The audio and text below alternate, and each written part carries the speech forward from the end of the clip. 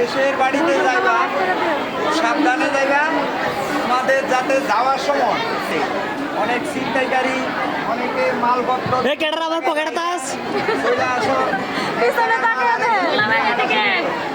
দেখা গেছে কোনো বাস স্ট্যান্ডে দাঁড়াইছে, তোমার হাতের প্রয়োজনীয় ব্যাগটা দিয়ে তুমি চলে গেলা।